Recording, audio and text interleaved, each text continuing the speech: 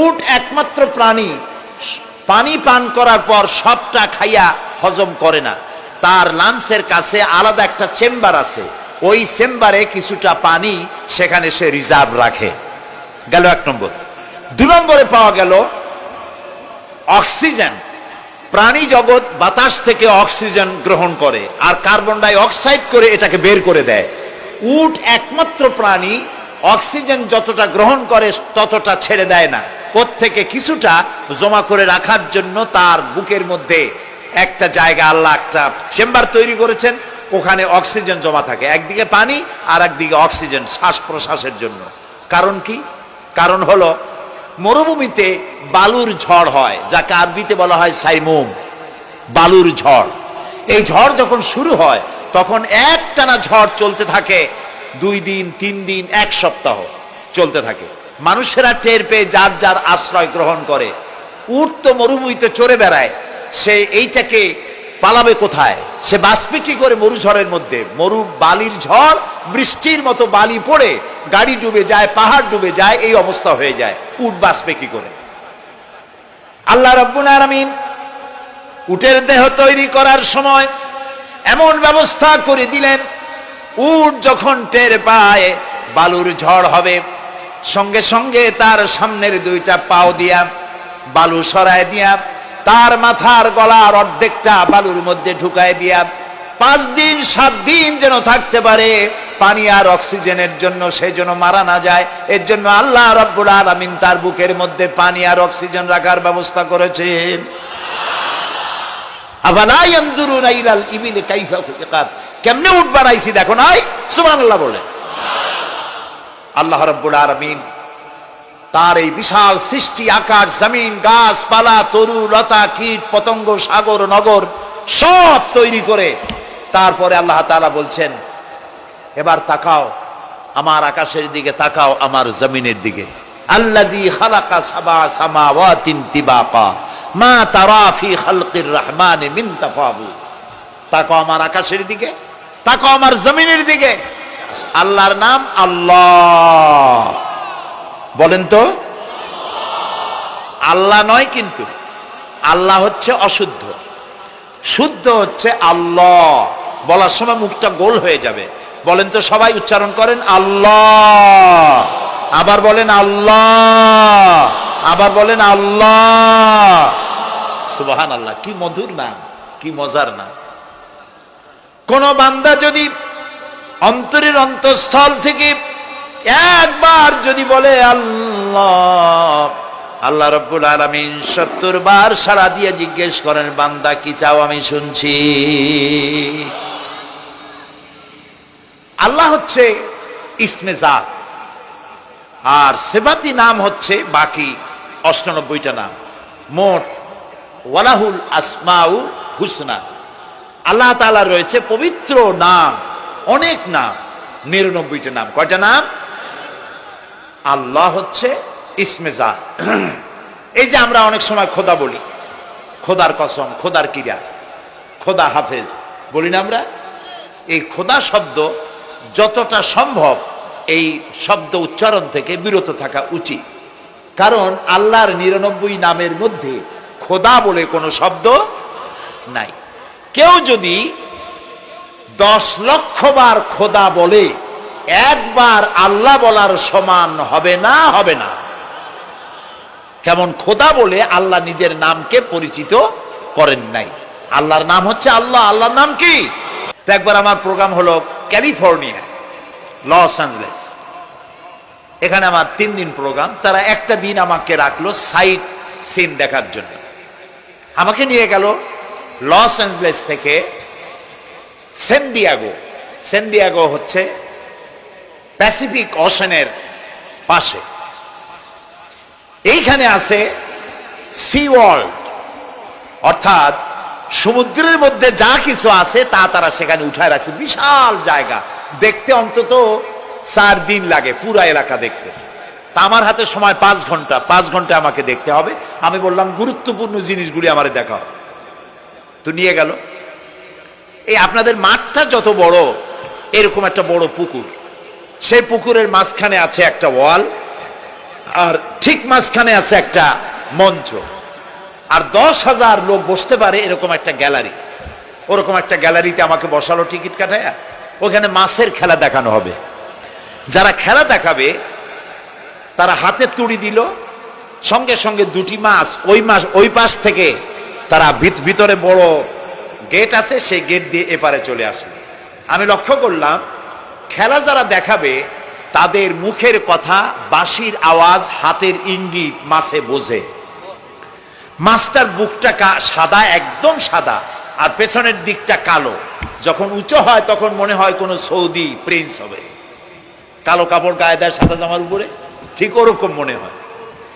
তো যারা খেলা দেখাবে তারা এভাবে হাতে তালি দিল, মাছেও তার দুটি পাখা নিয়ে হাতে তালি দিল, ওয়েলকাম করলো দর্শকদেরকে। অনেকগুলি খেলা দেখালো এই মা, সাহায্য পাওয়ার জন্য কে? আল্লাহ চান আপনার ইমানটা খালেস হোক। আল্লাহ তাআলা এটা বরদাস্ত করতে পারেন না যে মানুষ কারো কাছে গিয়া আরেকজনের কাছে গিয়ে নথি স্বীকার করুক, আল্লাহ সহ্য করেন না। ইন্না শিরকা লাযুলমুন আযীম, শিরক হচ্ছে মস্ত বড় জুলম, অত্যাচার। আল্লাহ সব থেকে অপছন্দ করেন কোন গুনাহ বলেন? শিরক। আল্লাহ সহ্যই করেন না। কেন করেন না? একটা যুক্তিতে আসে। যারা বিবাহ করেছেন তাদের স্ত্রী যদি স্বামীর সাথে যে ধরনের হাসি খুশি প্রেমের আদান প্রদান করে, স্বামী ছাড়া যদি আরেকজন পুরুষের সাথে এরকমের ভাব বিনিময় করে, ফোনে কথা বলে, প্রেম করে, খুব সুন্দর করে ভালোবাসা দিয়ে যদি চিঠি লেখে অন্য পুরুষের কাছে, অথবা প্রেম নিবেদন করে, তাহলে স্বামীদের অবস্থা কেমন হবে বলেন? এইটার জবাব দিতেও যদি দেরি হয় তো খুবই কুলক্ষণ। হ্যাঁ, ভয়ানক হবে, ভয়ানক হয়ে যাবে। নিজের চরিত্র যতই যা হোক, বউর চরিত্র ভালো চাই। আচ্ছা বলেন তো, স্ত্রী আপনার সঙ্গে যেভাবে প্রেমের হাসি হাসে, প্রেম নিবেদন করে, ওই রকম আরেকটা পুরুষের কাছে সাথে করলে আপনার সহ্য হয় না কেন? আপনি স্ত্রীর উপর আপনার অধিকারটা কতখানি, কি জন্যে? আপনার স্ত্রীর যে হাসি, যে মিষ্টি হাসি, যা আপনার প্রাণ কেড়ে নেয়, ওই হাসিতে আপনার কোনো অবদান আছে বলেন? তার যে টানা টানা চোখ, সুন্দর ভ্রু, মাথায় অনেক লম্বা চুল, শরীরটা সুন্দর, যৌবন, রূপ, এর ভেতরে আপনার কোনো অবদান আছে? হ্যাঁ আছে, একটু তো আছেই। আপনি যে মুখ দিয়ে বউটা হাসে, সেই ঠোঁটে একটু লিপস্টিক লাগাইছেন। যে চোখের জন্য আপনি পাগল, সেই চোখে একটু কাজল লাগাইছেন। শরীরটাকে পেঁচাবার জন্য সুন্দর একটা শাড়ি কিনে দিছেন। একটা শাড়ি দিয়ে, একটু লিপস্টিক কিনে দিয়ে, চুলের একটা ক্লিপ কিনে দিয়ে, একটা ভালো শাড়ি কিনে দিয়া আল্লাহর কাছে দুইটা বৈধ জিনিস অত্যন্ত ঘৃণিত। কয়টা? একটা হলো তালাক, আর একটা হলো ভিক্ষাবৃত্তি, মানুষের কাছে চাওয়া। আল্লাহ পছন্দ করেন না।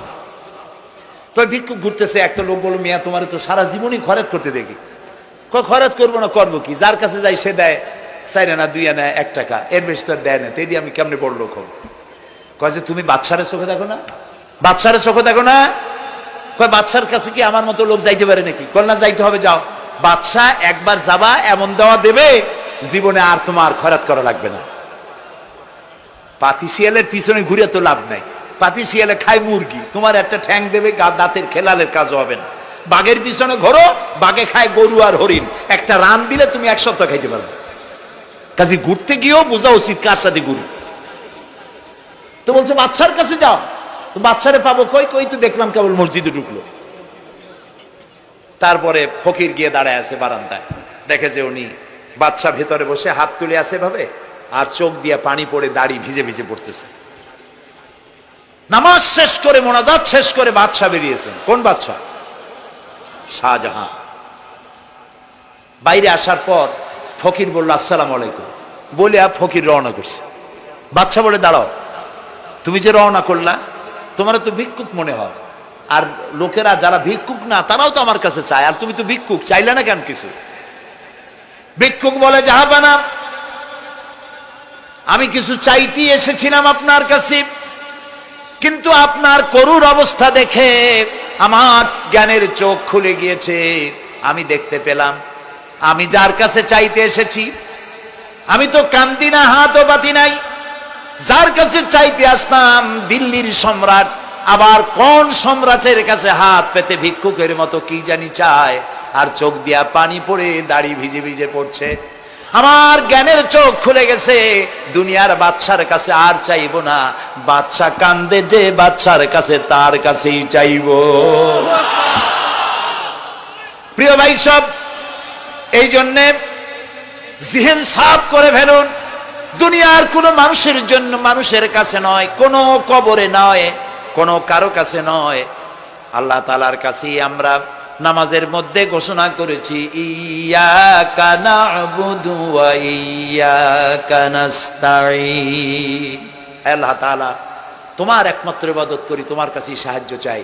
কাজেই সাহায্য আল্লাহর কাছে। কার কাছে চাইবো বলে? আল্লাহ আমাদের ঈমান পোক্ত করে দিন। আমরা বলি আমিন, আমরা বলি আমিন। অসুখ বিসুখ হইলে পরে ধৈর্য ধরবেন। অনেক মানুষ আছে জ্বর হইলে কয় যে এত নামাজ পড়ি খালি জ্বর আমারই হয়, এত রোজা রাখি, ভালো ভালো কাম করি, আমার ছেলের অসুখ মোটে সারি না। এই জাতীয় কথা বলবেন না। মুমিনের পায়ে যদি কাঁটাও ফোটে, সওয়াব থেকে খালি নাই। ধৈর্য ধরতে হবে। কাঁটা ফুটছে, বলেন ইন্না লিল্লাহ। আজাবান লিল মুমিন, মুমিনের জন্য বড়ই আশ্চর্য ব্যাপার, বিপদ হইলেও শুকর আদায় করে, আর সুখে থাকলেও শুকর আদায় করে। সুবহানাল্লাহ বিহামদি। বিপদ আসলে সে বলে ইন্না লিল্লাহি, বলেন ইন্না লিল্লাহি ওয়া ইন্না ইলাইহি রাজিউন। আর যখন শান্তি আসে বলে আলহামদুলিল্লাহ। দুই অবস্থায় তার জন্য নিয়ামত আল্লাহর তরফ থেকে সে পায়, আলহামদুলিল্লাহ। প্রিয় ভাই সব, তো আল্লাহর উপর ঈমান আনার জন্য কয়টা শর্ত বলছি না? এই যে প্যাচ লেগে গেছে, কয় যে তিনটা। আল্লাহর উপর ঈমান আনার জন্য শর্ত কয়টা? চারটা। চারটার বলছি কয়টা? দুইটা। আরেকটা হচ্ছে আল্লাহর কুদরত এ বিশ্বাস করা। আল্লাহর কুদরত মানে শক্তি। আল্লাহর কিছু বিশ্বাস করবেন, বলেন জোরে? শক্তি। আকাশ এবং জমিনের শক্তিশালী কে? কিন্তু আমার দেশের জনগণ, কিছু কিছু রাজনীতিবিদরা বলে জনগণই নাকি সকল ক্ষমতার, সকল শক্তির উৎস। কি পাগল! তুমি ক্ষমতার উৎস? নাকের মধ্যে ময়লা, দাঁতে ছাতা, পেটের মধ্যে দুর্গন্ধ ভরা, ক্ষমতার উৎস? আশ্চর্য কথা। এই যে ক্ষমতার উৎস, হাজার হাজার লোক এখানে বসা, দুইটা ভাউয়া ব্যাংক যদি দুই কোণা দিয়ে ঢোকে, ভাউয়া ব্যাংক চেনেন? বিগ সাইজের ব্যাংক, দুইটা যদি দুই দিক দিয়ে ঢোকে লাফাইতে লাফাইতে, সামনে যারা আছে এমনি লাফাবে। অন্তত টঙ্গী তামিরুল মিল্লাত মাদ্রাসা ছাড়াইয়া তারপরে ফিরে তাকায় বলবে, ভাই আমরা দৌড়াই কেন? ব্যাংকের সামনে অসহায়, বল্লা ভীমরুলের সামনে অসহায়, সাপের সামনে, বিচ্ছুর সামনে অসহায়। তারা কয় সকল ক্ষমতার উৎস জনগণ। কপাল পোড়া। ক্ষমতার উৎস জনগণ নয়। এটা কোরআনের সাথে কন্ট্রাডিকশন হয় এ কথায়। আল্লাহ বলেছেন আন্নাল কুওয়াতা লিল্লাহি জামিয়া। সকল ক্ষমতার উৎস কে? চিল্লায় বলো ক্ষমতা কি দেখছেন? মাত্র 1.5 মিনিট। কয় মিনিট? মাত্র 1.5 মিনিট। আল্লাহ বলেছেন কোন, সাথে সাথে তামিলনাড়ু, মালয়েশিয়া, ইন্দোনেশিয়া, থাইল্যান্ড, মালদ্বীপ, শ্রীলঙ্কা 2 লক্ষ লোক শেষ, 1 লক্ষের খোঁজ নাই।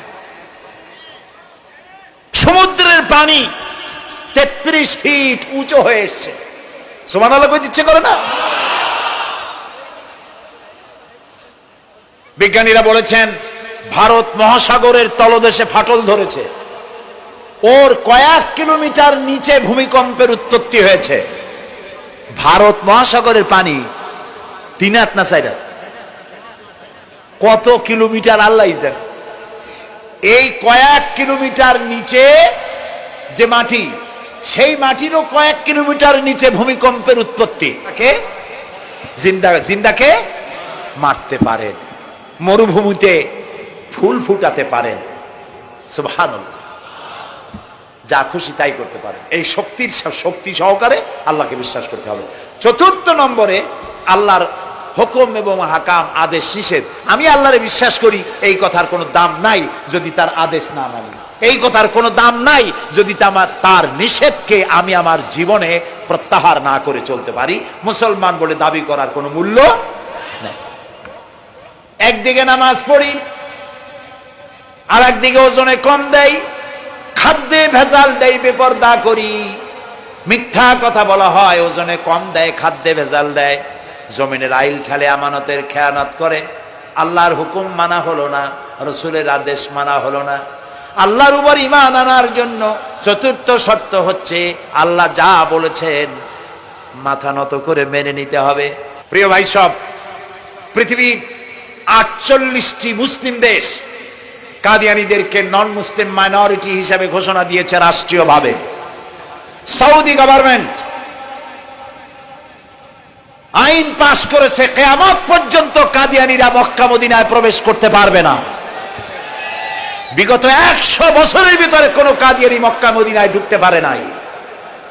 আজকে বাংলাদেশে খতমে নবুয়তের আন্দোলন নতুন কিছু নয়, দীর্ঘদিন থেকে এই উপমহাদেশে খতমে নবুয়তের আন্দোলন চলছে। এই আন্দোলন চলবে যতদিন পর্যন্ত সরকারের পক্ষ থেকে তাদেরকে নন মুসলিম মাইনরিটি ঘোষণা না করা হচ্ছে, আন্দোলন চলবেই। লক্ষ লক্ষ মানুষ চলে গেছে, সবার একই ড্রেস, একই গন্তব্য, একই স্লোগান, লাব্বাইক আল্লাহুম্মা লাব্বাইক। সব মানুষ চলে গেল। আমি 96-তে যখন পার্লামেন্টে আসলাম, প্রথম পার্লামেন্টে এক বক্তৃতার ভেতরে আমি বলেছিলাম যে আমাদের দেশে নেতা নেত্রীরা উমরা করে, হজ করে। আচ্ছা, আপনারা যাইয়া দেখেন কি, করেন কি, আনেন কি? যাইয়া একটু তোয়াব করিয়া আসার সময় আতর আর পাথর, সুরমার খুরমা পকেট ভরে নিয়ে আসেন, কিন্তু চোখে দেখেন না। আল্লাহ তাআলা বলছেন, আওয়ালাম ইয়ারাউ আন্না জাআলনা হারামান আমিনান। তোমরা কি দেখতে পাও না আমার এই হারামকে আমি কিভাবে নিরাপত্তার শহর বানিয়েছি? সুবহানাল্লাহ। রাত 2:30-3টার সময় চাঁদের মতো সুন্দরী যুবতী মেয়ে একাকিনী, কোনো পুরুষ সঙ্গী ছাড়া, নিজের ডেরা, নিজের তাবু ফেলে কাবা শরীফের ভিতরে এসে গেল। লক্ষ লক্ষ পুরুষের মধ্য দিয়ে আল্লাহর ঘর তওয়াফ করলো, তাহাজ্জুদের নামাজ আদায় করলো, এরপরে দোয়া দুরুদ করে কান্নাকাটি করে মেয়ে লোকটি একাকী লক্ষ লক্ষ মানুষের মধ্য দিয়ে নিজের ঘরে ফিরে গেল।